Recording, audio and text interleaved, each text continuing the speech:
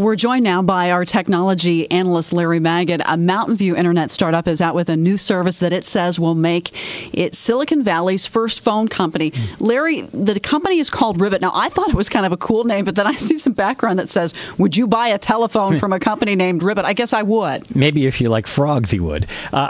It's an interesting idea. It's actually not a phone company per se. They're calling themselves a phone company, but really it's sort of the back end of phone applications. Now, I know that sounds unclear and geeky, so let me try to explain this.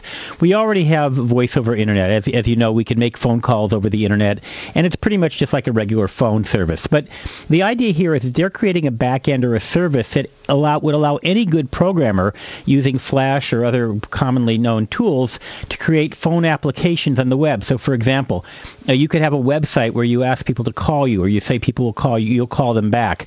It would be integrated into your website. You could create a voicemail system where your voicemail might be automatically transcribed and sent as email. All of these exist, but what they're trying to do is create a system that will allow programmers and companies to embed it. It's kind of like almost like an internet service provider, but a telephone service provider that allows you to bring the phone directly to your web applications. I hope that made some sense.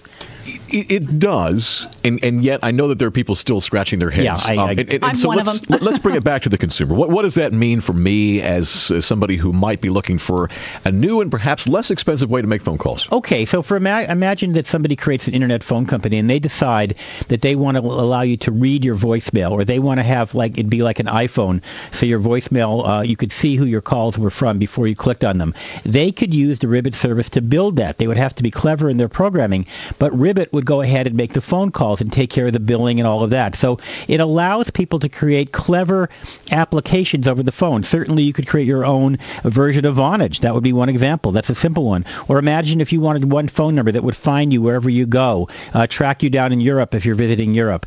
Just think about all the possible things you could do with your phone, and imagine programmers being able to automate it using Ribbit services. I think I understand now. Thank you very much. That's KCBS technology analyst Larry Magid.